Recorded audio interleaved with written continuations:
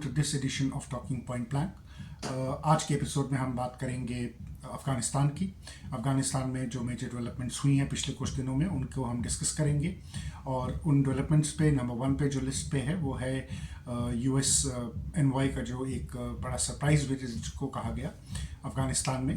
कुछ दिन पहले हमने देखा, 3-4 दिन पहले उनके साथ थे ज़ल्मे खालिलज़ाद, जो यूएस एम्बेसडर रह चुके हैं टू अफ़गानिस्तान एंड इराक, और परमानेंट मेंबर हैं यूएन रपटा के, यूएन के परमानेंट मेंबर भी हैं।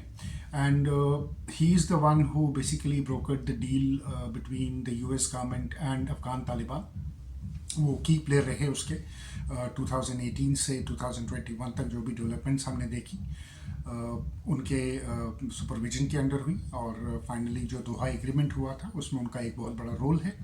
यूएस विड्रॉल में उनका एक बहुत बड़ा रोल है। बड़े सीनियर डिप्लोमेट हैं यूएस के। He was accompanying the special US reporter in Afghanistan, और what they got out of it is the release of George Glisman. Now George Glisman कौन था? He is an American, delta airlines में mechanic था। 2022 में अफ़गानिस्तान वो as a tourist गया था, घूमने गया था, और वहाँ पर अफ़गान तालिबान ने उसको डिटेन कर लिया था। तो 2022 से वो अफ़गान तालिबान की गवर्नमेंट के अंडर डिटेन था, और फाइनली उसको अफ़गान तालिबान ने जो है वो रिलीज़ कर दिया।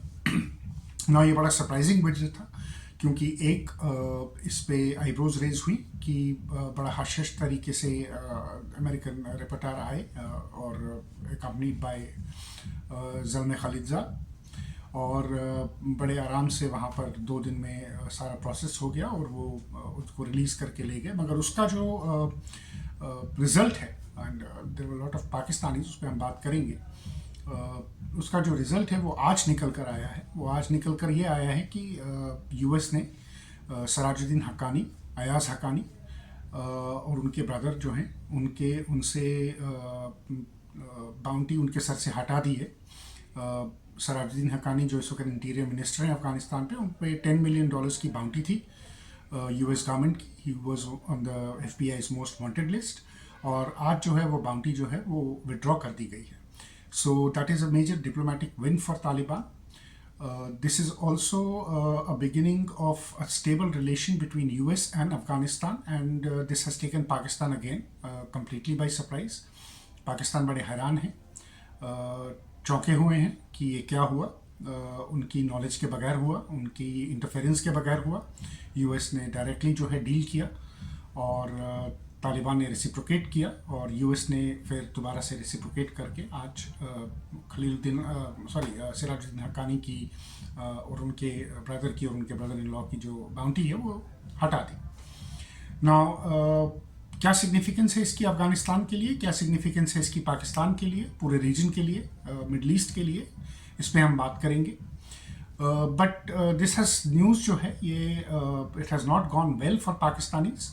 जब से ये रिलीज़ हुआ है उसके नेक्स्ट डे ISPR के जितने भी सोशल मीडिया हैंडल्स हैं उन्होंने दिल खोल कर ज़ल्मे खालिलज़ाद को गालियाँ निकाली, उनको यूएस का स्टेनोग्राफर बताया, और उनको बेसिकली डिमीन किया, और उनका ये ट्रिप जो था उसको बताया कि ये कोई सिग्निफिकेंट ट्रिप नहीं था, और वो बेकार ने ये डिमीन किया। Basically they this demeaned him, and they wanted to play down this effort in Pakistan कि ये कोई इशू नहीं है, क्योंकि we all know कि पाकिस्तान में Pakistani establishment is trying very hard, बहुत कोशिश कर रहे हैं वो कि यूएस के साथ रिलेशन जो है वो बेटर किए जाए।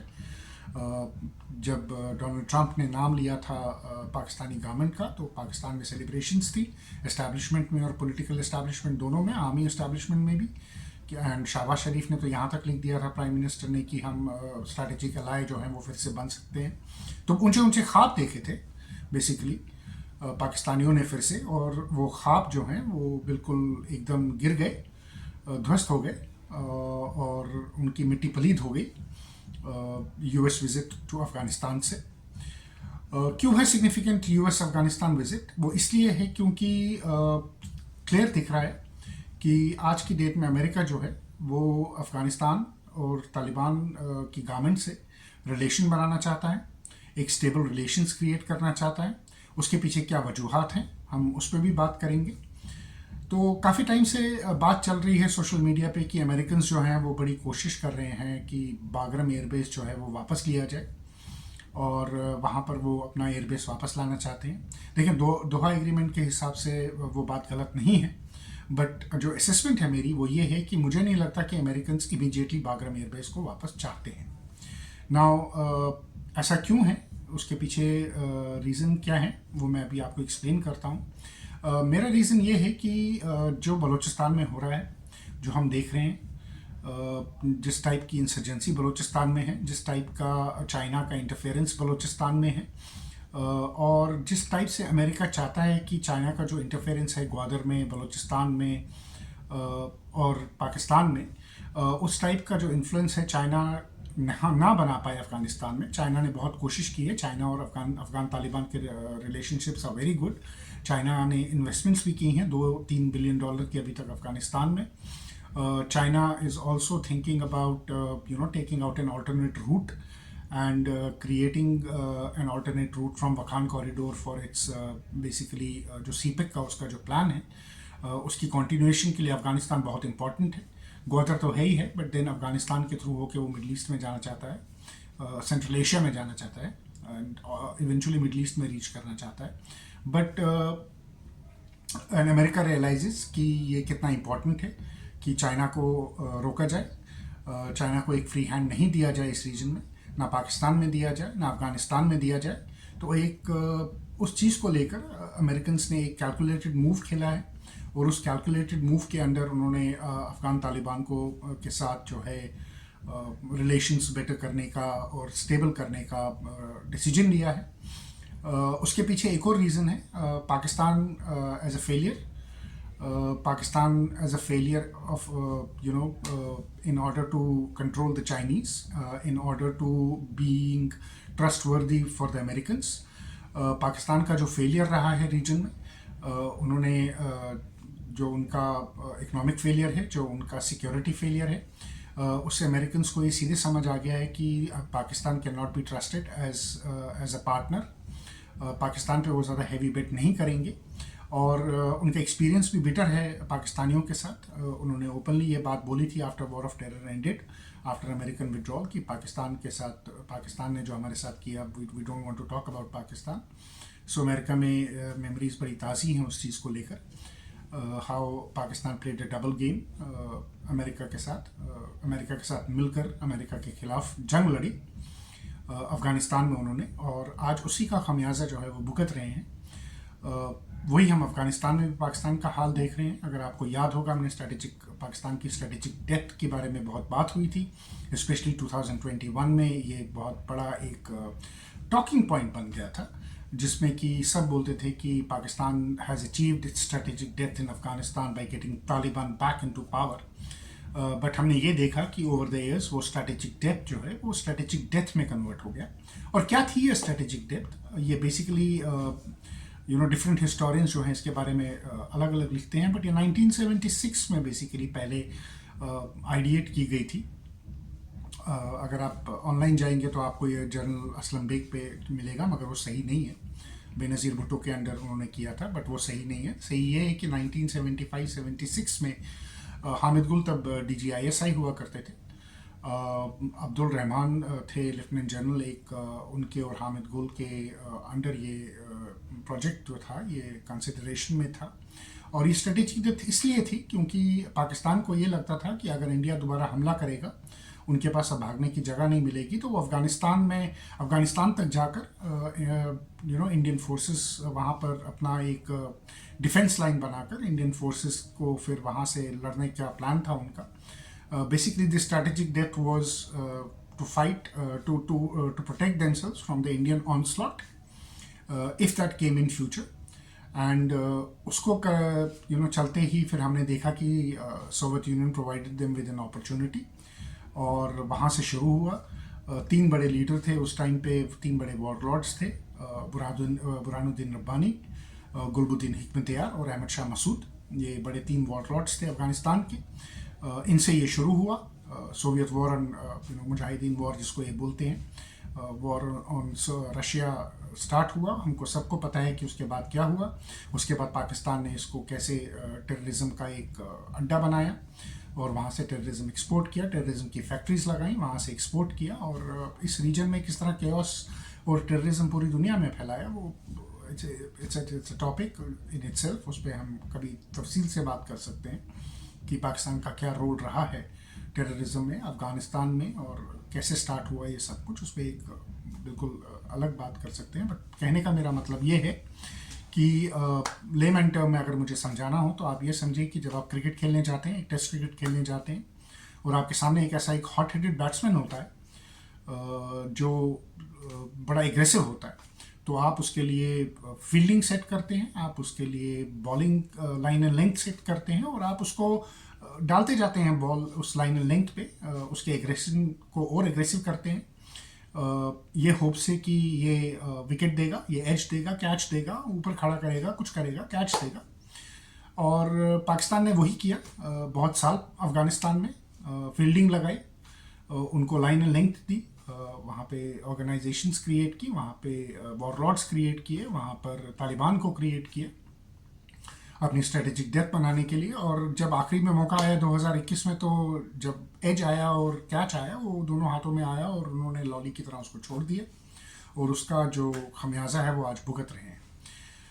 सो ये है पाकिस्तान का जो रिएक्शन ऑन यूएस एनवॉय पे। बट इम्पॉर्टेंट ये है कि दो चीज़ें हैं। एक, पाकिस्तान से दोनों America as well as Chinese नाराज़ हैं।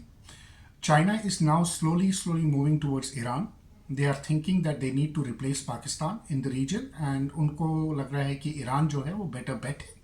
तो वो एक रीज़न और भी है। पाकिस्तान, ईरान और चाइनीज़ रिलेशन जो है वो थोड़े स्ट्रॉन्ग हो रहे हैं। China is now looking at an alternative to Pakistan, and they are thinking Iran is a good alternative. They are also thinking Afghanistan is a good alternative, but Afghanistan में मुश्किल है उनका फुटहोल्ड लेना. It is not easy, and Americans 100% उसको counter balance कर रहे हैं अफ़गानिस्तान में. सो आप देखेंगे कि तालिबान जो है वो इसको बड़ा आप कह सकते हैं डिप्लोमेटिकली खेलेगा. वो दोनों को बैलेंस करने की कोशिश करेगा, अमेरिका को भी करेगा और चाइना को भी बैलेंस करने की कोशिश करेगा, क्योंकि अभी अफ़गानिस्तान में जो है वो प्रायोरिटी जो है अफ़गान तालिबान की कि वो है कि किसी तरीके से ये स्टेबल गवर्नमेंट जो है ये चलती रहे, ये स्टेबिलिटी जो है बढ़ती रहे, और इवेंचुअली जो है उनकी गवर्नमेंट जो है वो रिकग्नाइज़ की जाए as a legitimate government. UN में उसका रिकग्निशन हो, अमेरिका उसको रिकग्नाइज़ करे, वेस्टर्न पावर्स रिकग्नाइज़ करें. आज वैसे एक नॉर्वे में भी हुआ है. Taliban has changed the envoy. They have sent their own envoy who has been accepted in Norway. तो स्लोली हम देख रहे हैं कि चेंज टूवर्ड्स अफगानिस्तान, एटीट्यूड में चेंज आ रहा है. बहुत स्लो चेंज है बट चेंज आ रहा है. सो ये बैलेंसिंग का गेम जो है ये अभी स्टार्ट हुआ है. इसके पीछे एक और रीज़न है जो हम बलूचिस्तान में देख रहे हैं कि ISKP, ISIS, और जहाँ तक हम बात करते हैं इंटेलिजेंस की, तो अफ़गानिस्तान ने ऑलरेडी यूएस के साथ पाकिस्तान का जो ISIS का प्लान है, पाकिस्तान में जो ISIS की बेसिस हैं बलूचिस्तान में हैं या KPK में हैं, उनका प्लान जो है, उनकी इंटेलिजेंस जो है वो यूएस के साथ शेयर की हुई है. दे हैव इंटेलिजेंस शेयरिंग जो वो करते हैं वो उन्होंने की है.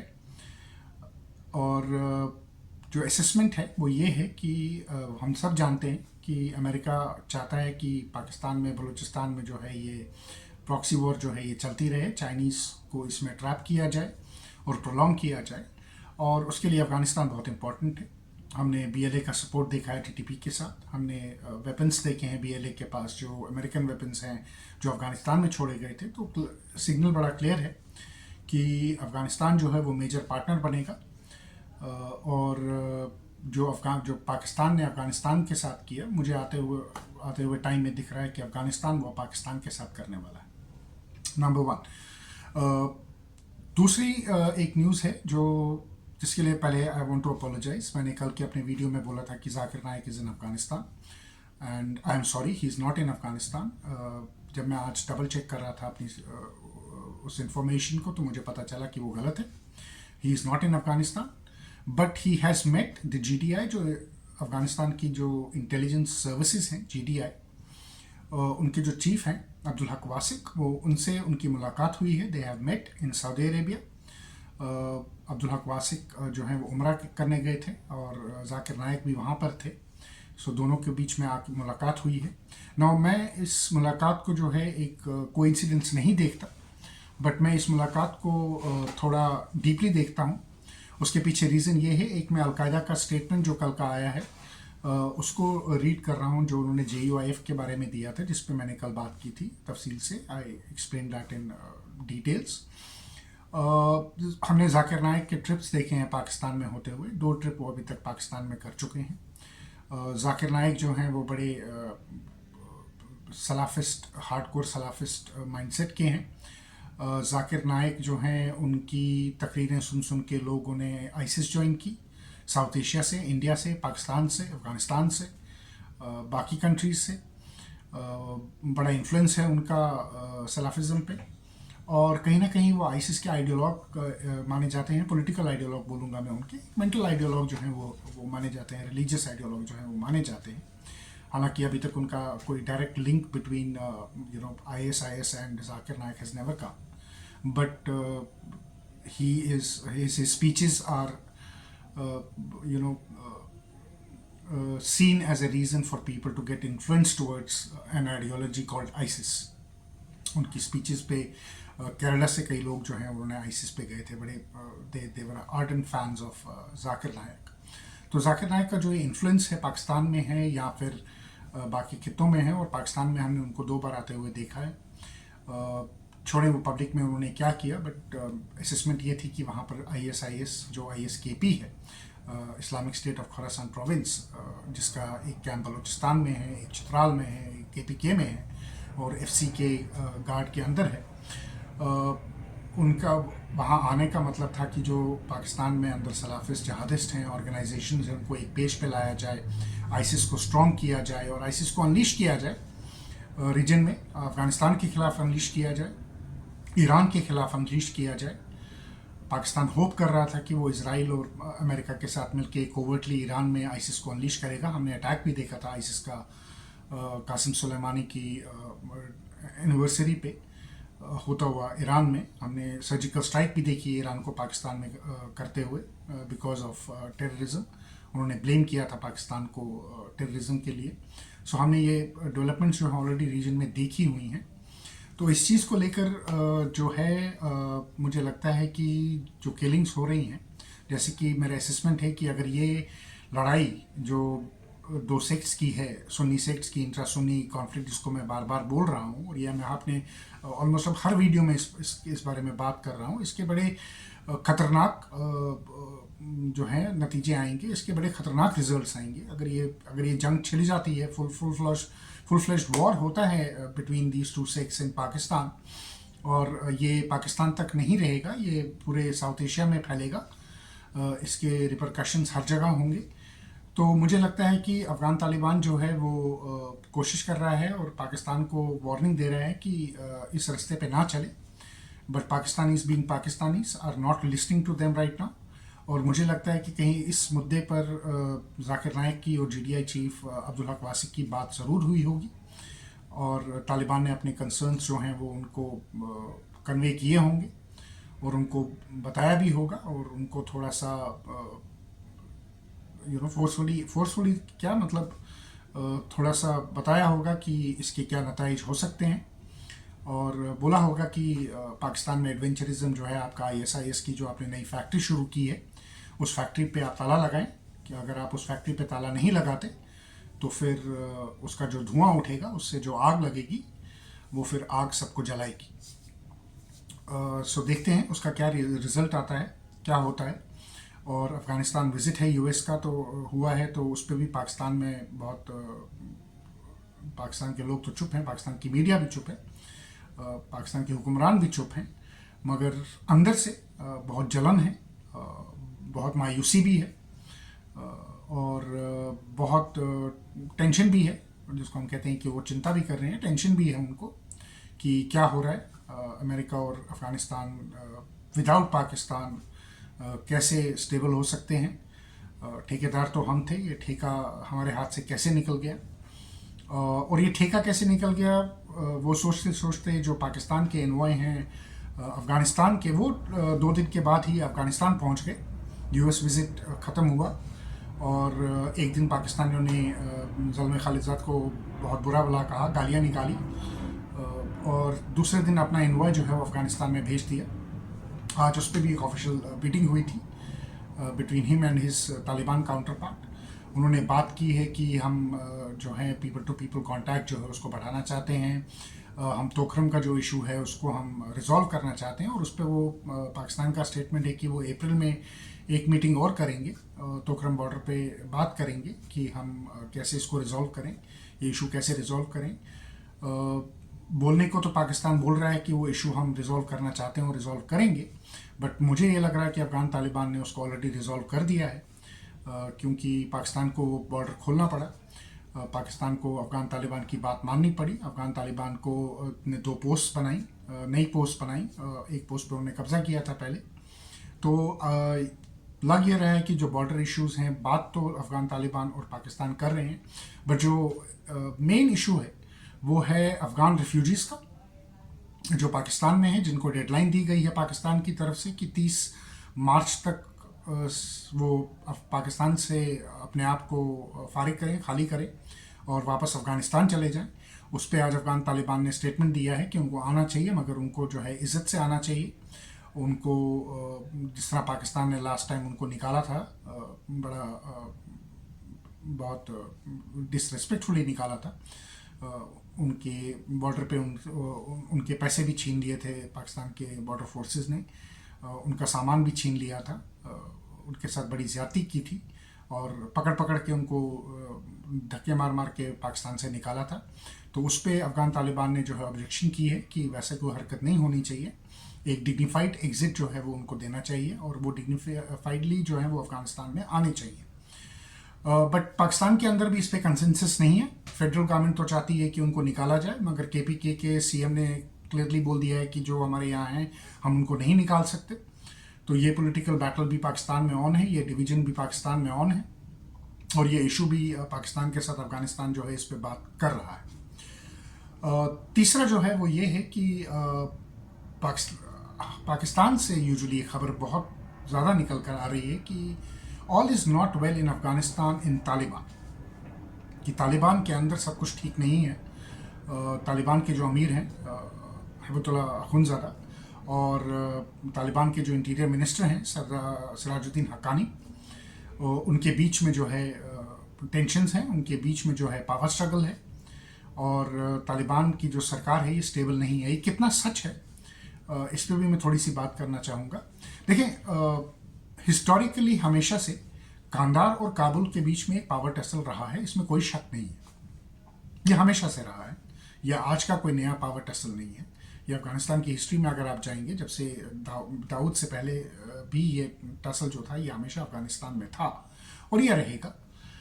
बट क्या ये इतना बुरा है कि इसमें तालिबान की सरकार टूट जाएगी और तालिबान जो है वो डिस्टेबलाइज हो जाएगा, अफ़गानिस्तान डिस्टेबलाइज हो जाएगा? तो वो एक पाकिस्तान का प्रोपेगेंडा है, उससे ज़्यादा कुछ नहीं है, क्योंकि वैसा कुछ है नहीं। There are problems, and yes I accept there are problems between Sirajuddin Haqqani and Akhundzada, but ये प्रॉब्लम्स उतनी बड़ी नहीं है कि जिसमें एक इंटरनल वॉर छिड़ जाए दोनों गुटों के बीच में, ये एक दूसरे का गला पकड़ लें और एक दूसरे के खिलाफ जंग छेड़ दें। सिचुएशन वहाँ नहीं है। हमने चेंजेस होती हुई देखी हैं, आज भी कुछ चेंजेस हुई हैं, गवर्नर चेंज हुए हैं, खोस्त के चेंज हुए हैं। अखुंज़ादा के जो खास हैं उनका एक छोटा भाई है, उनकी फैमिली से ही है, उसको गवर्नर लगाया गया है। सो 2-3 इम्पॉर्टेंट पोस्ट जो हैं वहाँ पर अखुंज़ादा ने, अमीर जो हैं तालिबान के, उन्होंने अपने बंदों को जो है वो रखा है। इंटीरियर मिनिस्ट्री में भी जो इंटीरियर का काम देखते हैं वो इब्राहिम सदर हैं, वो पिछले साल से सिराजुद्दीन हक्कानी के साथ हैं और उनके साथ उनकी मिनिस्ट्री में ही अंदर का काम भी देखते हैं, इंटीरियर मिनिस्ट्री में वो भी देखते हैं। There are differences between Haqqani and Akhundzada, और ये डिफरेंस जो है मेजर, ये डिफरेंस है सबसे बड़ा जो इनके बीच में डिफरेंस है वो है गर्ल एजुकेशन को लेकर। इस पर हमने बयान आते हुए देखे दोनों साइड से, अखुनज़ादा कैंप से भी, जो बहुत फंडामेंटलिस्ट हार्डकोर हैं, जो नहीं चाहते कि अफ़गानिस्तान में वुमेन को कोई लिबर्टी दी जाए, औरतों को लिबर्टी दी जाए, उनकी एजुकेशन को ली जाए, उनकी एम्प्लॉयमेंट का कोई ज़रिया बने। और एक तरफ से सिराजुद्दीन हक्कानी है, जो थोड़े मॉडरेट फैक्शन से आते हैं, जो कहते हैं कि ये बहुत ज़रूरी है अफ़गानिस्तान को आगे ले जाने के लिए। तो इस पे जो है इनका रिफ्ट हुआ है। और अफ़गान मिनिस्टर एक थे स्तंदकज़ाई, उन्होंने भी बयान दिया था इस पे, और फिर उनको कंट्री छोड़नी पड़ी क्योंकि वो दुबई चले गए, क्योंकि उनका अरेस्ट वारंट निकलवा दिया था अमीर ने। बट ये सब होने के बावजूद इसमें जो कड़ी है वो ये है कि the most influential person in Taliban is Mullah Yaqoob. And Mullah Yaqoob जो हैं वो मुल्ला उमर के बेटे हैं, जो फाउंडर ऑफ तालिबान हैं। बहुत अहम पोजीशन रखते हैं, खाली अफ़गानिस्तान में नहीं, अफ़गान तालिबान में भी। और दोनों गुटों के बीच में जो डिफरेंसेस हैं उनको सॉल्व करने के लिए उनका एक बहुत अहम रोल है, and he is playing that role. सुनने में ये आ रहा है कि उन्होंने सिराजुद्दीन हक्कानी से बात की है, and he has made him understand कि at the end of the day अगर आप तालिबान को देखेंगे कि ये कैसे ऑपरेट करता है, इसका इनका गवर्नेंस का सिस्टम क्या है, तो वो शूरा काउंसिल पे चलता है। और शूरा जो है वो सब मेंबर्स जो हैं उनको वो डिसाइड करते हैं कि अमीर कौन बनेगा, और अमीर का जो फैसला होता है वो फाइनल होता है, उसमें कोई इंटरफेरेंस नहीं कर सकता, उसको कोई मना नहीं कर सकता। लास्ट टाइम हमने ये भी सुना था कि अखुनज़ादा ने कहा था कि अगर डिफरेंसेस हैं तो फिर शूरा को बुलाया जाए और मैं रिज़ाइन कर दूंगा। तो बात जो उनके डिफरेंसेस हैं वो डायलॉग के थ्रू वो आपस में जो है उसको रिजॉल्व करने की कोशिश कर रहे हैं, बट ऐसा कुछ हुआ नहीं। अखुनज़ादा ने रिज़ाइन किया नहीं। नाउ पाकिस्तानीज़ ये सोच रहे हैं कि शायद सिराजुद्दीन हक्कानी जो हैं वो अखुनज़ादा को असैसिनेट करवा देंगे, या वहाँ लड़ाई होगी, या अखुनज़ादा को निकाल दिया जाएगा। देखिए, पावर जो है वो चेंज होती है, शूरा चेंज होता है, शूरा काउंसिल की मीटिंग्स होती हैं, शूरा की मीटिंग होने वाली है। क्या फ़ैसला आता है एजुकेशन को लेकर डिपेंड करता है। अखुनज़ादा भी कितना उसको इस डिसीजन को जो है वो रेजिस्ट करेंगे कि नहीं करना है, गर्ल्स एजुकेशन को, औरतों को नहीं देने हुकूक, औरतों को पढ़ाई की तरफ नहीं ले जाना। अगर बाकी मेंबर्स जो हैं शूरा के वो प्रेशर डालेंगे तो हो सकता है कि जो अमीर है वो खुद बोल दें कि ठीक है, कोई वे आउट देखें, ये शायद एजुकेशन के लिए देखें या वर्किंग के लिए देखें। कोई वे आउट पे जो है अभी काम चल रहा है कि इसको कैसे सॉल्व किया जाए, क्योंकि इसके पीछे रीज़न है। रीज़न ये है कि जहाँ भी अब आप देखें इस्लामिक गवर्नमेंट्स हैं, चाहे फिर वो सीरिया है, चाहे अफ़गानिस्तान है, they want to appear a bit modern, a bit liberal in their appearance। वो चाहते हैं कि वो थोड़े से इंक्लूसिव दिखें, थोड़े से लिबरल दिखें। जोलानी ने तो सूट पहन लिया, अलकायदा का है वो, बट सूट पहनने से आप लिबरल नहीं बन जाते, बट वेस्टर्न थ्योरी में आप सूट पहनने से लिबरल बन जाते हैं। अगर आप सूट पहन के जाएंगे तो आप लिबरल हैं। वैसे that is what it is. हम सीरिया में देख रहे हैं कि क्या चल रहा है, बट मैं सीरिया की आज बात नहीं करूंगा, सीरिया पे हम कभी और बात करेंगे, अभी हम अफगानिस्तान पे बात करेंगे। तो there are differences in Afghan Taliban, definitely there are differences, but those differences are being sorted out through a dialogue. Mullah Yaqoob is leading that dialogue, and so far there is no major tussle between Sirajuddin Haqqani and Akhundzada, contrary to the reports कि जो reports आ रही हैं कि उनके बीच में बहुत problem है, और हो सकता है पोर्टफोलियो चेंज हो जाए हक्कानी का, हो सकता है पोर्टफोलियो ना चेंज हो सकता है अमीर बदल जाए। बट क्या अफ़गानिस्तान में फिर से हम देखेंगे कि इंटरनल एक सिविल वॉर स्टार्ट होगी? तो वो सिचुएशन नहीं आने वाली। पाकिस्तानीज़ आर होपिंग कि सिविल वॉर हो और वो उसका फ़ायदा उठाएं, बट वही पाकिस्तान के ख्वाब हैं, जो ख्वाब वो रात में देखते हैं और सुबह वो गिर जाते हैं। सिविल वॉर जैसी सिचुएशन अफ़गानिस्तान में मेरे को आते हुए नहीं दिखती। ऑन द कॉन्ट्ररी मुझे दिखता है कि अफ़गानिस्तान में राइटली और wrongly, it's up to you to decide, but Taliban will continue, Taliban will stay in power. And Pakistan की जहाँ तक बात है, तो एक ही चीज़ मैं बता सकता हूँ आपको, वो ये है कि वेदर इट इज़ अखुंज़ादा और इट इज़ सिराजुद्दीन हक्कानी। पाकिस्तान को लेकर ये दोनों सेम पेज पर हैं।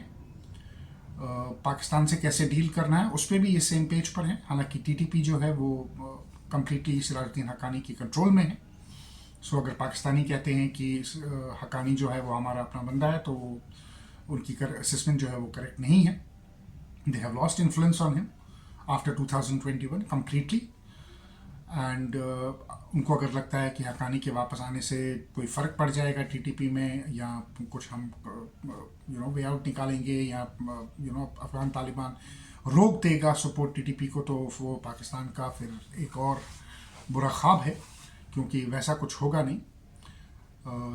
अफगान तालिबान और टीटीपी के बीच में जो रिश्ता है वो बहुत स्ट्रॉन्ग है और nobody is going to ditch either of them. ना अफगान तालिबान टीटीपी को डिच करेगा, ना टीटीपी अफगान तालिबान को डिच करेगा। सो ये अफ़गानिस्तान से जो है मेजर डिटेल्स थी जो मैंने सोचा था आपके साथ शेयर करूं और वहाँ क्या चल रहा है आपको बताऊं। सो अगर आपको ये वीडियो पसंद आया प्लीज़ लाइक करें, शेयर करें, सब्सक्राइब करें, कम्युनिटी और फैमिली को ग्रो करें और आपसे फिर जल्दी मिलते हैं। तब तक के लिए नमस्कार, जय हिंद।